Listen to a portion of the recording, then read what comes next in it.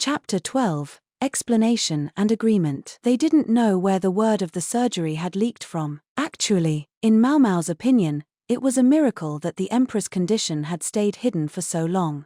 He'd been suppressing chronic pain, not taking proper meals, and yet supposedly doing his work as if everything was normal. He even occasionally went to the rear palace to spend nights with his consorts. It was very frustrating for the physicians, then, to face interference when the discussions had all been had and essentially all that was left was to pick up the knife. I guess we shouldn't be surprised. The relatives of a patient always seemed to want a say in their care. At the apothecary shop in the city, it had even happened that one regular customer's relatives had shown up to complain that the medicine was too expensive and not doing anything, to the point that they were sent away with orders to find their own treatment. Then, they hadn't seen that customer since. I sure hope they're still alive, Maomao thought. When they were dealing with the man who stood at the apex of his country's entire political hierarchy, then, they probably should have expected that people would stick their noses in about the treatment plan. They would never do surgery unless it were absolutely necessary. Sometimes, when someone had a grievous external injury, emergency demanded surgical treatment, but when it came to illness, treatment with drugs was the typical course. But this isn't responding to drugs, which is why we're doing this. Maomao ground the herbs in her mortar with more vigor than usual. You'll just tire yourself out doing that, came the voice of a somewhat elderly woman from beside her. If one wondered why Maomao didn't look entirely thrilled despite the fact that she had been included among the physicians, this woman's presence probably explained it. Your old auntie has to shepherd her strength in these latter years of her life, the woman went on. Now, just because you're young doesn't mean you should waste your energy. You'll only end up exhausted. The woman described herself as an auntie, and indeed, she looked like one. She was evasive about her exact age, saying only that she was somewhere in her 50s, but she had the wrinkles to match. A certain plumpness showed that she led a rich dietary life, but her fingers had dark stains that never seemed to wash away evidence, Maomao knew, of someone who had been compounding medicines for many, many years. People called her Auntie Lu. It was a perfectly ordinary family name, but among the physicians it referred to one man, Dr. Lu, and Auntie Lu, as it happened, was his younger sister. I realize it looks like there's a lot of nepotism going on, but please don't hold it against us, Dr. Lu had said. If anything went wrong with the empress treatment, all the physicians involved as well as their families would be summarily executed.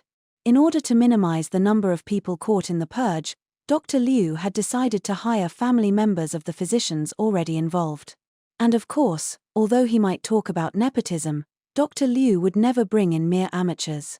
Auntie Liu had passed the selection examination, which implied that she knew at least as much if not more than the actual doctors here. He. This is my first time doing work outside the home, and I must say I'm nervous. Do take it easy on me, senior. Auntie Liu had spent many years in Dr. Liu's family home being involved with the practice of medicine. Her medical knowledge was extensive and she was accustomed to the work. However, she was evidently unmarried and had no children. The smudges on her fingers told the story. There were many who viewed medicine as low-class work.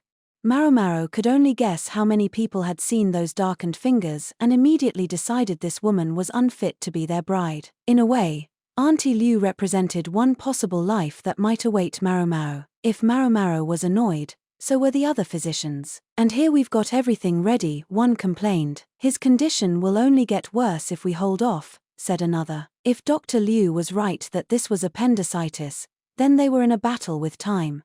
If the appendix burst and sent filth all over the emperor's abdomen, the chances of his demise skyrocketed. All right, getting upset won't solve anything.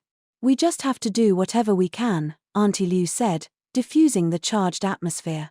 In terms of age, she reminded Maomao of Jinshi's elderly assistant Sui Ren, but less calculating. She doesn't seem like Dr. Liu at all. Then again, maybe it was exactly because they were so different that they worked well together.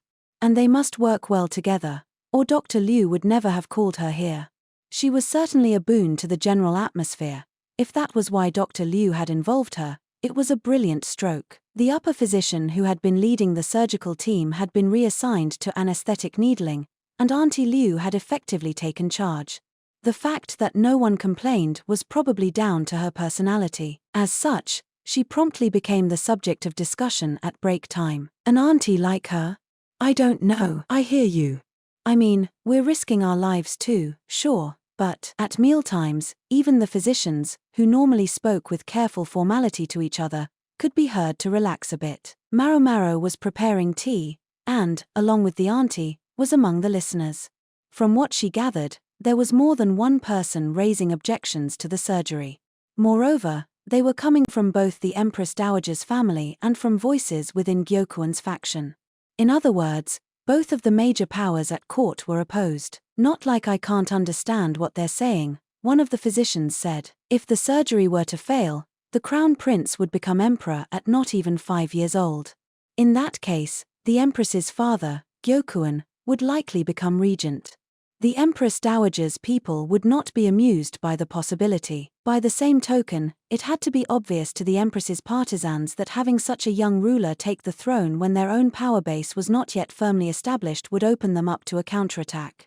One major factor was that they had Jinshi, the emperor's younger brother and a man of just the right age for the job. Should the emperor not survive, there would no doubt be loud voices calling for Jinshi's appointment. There's a lot of downsides to that scenario for both of them. They wanted the current emperor rather than a young sovereign precisely because this was an era with no significant upheaval. If this had been a world at war, the bloodlines of the earlier era would no doubt have come crying, and the throne would be soaked in blood. I guess what we have is better than that. The question was how to explain to people that doing nothing was the surest way to make the illness worse. Maomao sipped her tea and listened to the doctors do what amounted to griping. That day, there were men Maomao didn't recognize at her dormitory. They rode in a magnificent carriage, and the dormitory chief was giving them a baleful look. What do you suppose this is about? Maomao's junior, Changsha, asked with a mystified look. They no longer saw each other at work, but at the dorm they took turns making dinner. Today it had been Maomao's turn to buy ingredients on the way home. It's definitely not Miss Chu. When Chu came to summon Maomao on Jinshi-related business, she was more discreet. She would bring a less flashy carriage, or park somewhere a bit farther away. We'd like to ask you to come with us, one of the men said, showing her a peony crest. It was the very same one that was burned into Jinshi's flank. Empress Gyokuyu's symbol. Maomao studied the men's faces. It would have been reassuring to recognize at least one of them, but unfortunately there was no one she knew.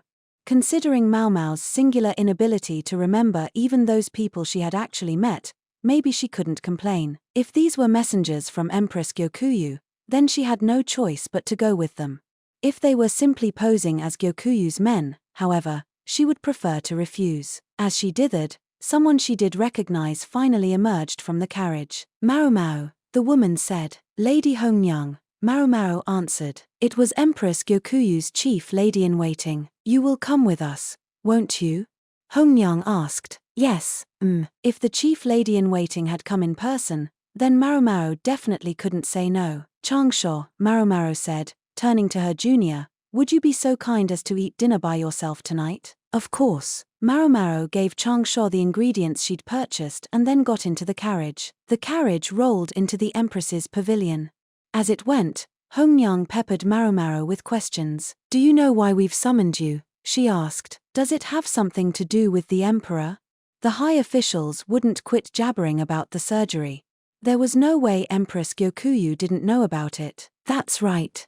I suppose, then, you have a sense of what you're going to be asked. Maomao thought about what a patient's family would most want to know. I'm guessing you want to find out from me whether what the doctors have said is true. Exactly, Hongyang replied. Of course, you couldn't have asked my superiors for permission before you brought me here. From Maomao's perspective, talking too openly about her work could lead to disciplinary measures. Of course. We couldn't have you coordinating your stories. I have my own position to think of, you know. Maomao might not like it, but here and now there was no way she could refuse.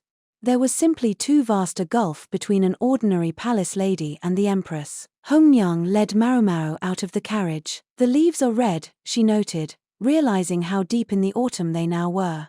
She'd been so busy recently that she had hardly noticed the changes in the season. Hongyang took her to a room with a guard standing outside.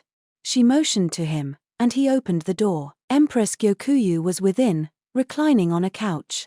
In addition to her ladies-in-waiting, whom Maomao recognized, there was another young woman with red hair much like the empress's. The young lady sent by Gyokuyou, perhaps.